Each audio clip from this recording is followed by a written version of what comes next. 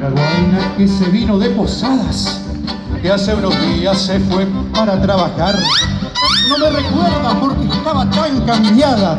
Cuando la invité me dijo: Yaguá, yo no soy de acá. Ya va a caer en la trampa del polaco picaflor. Todas se caen rendidas, soy un ganador. Y yo me quedo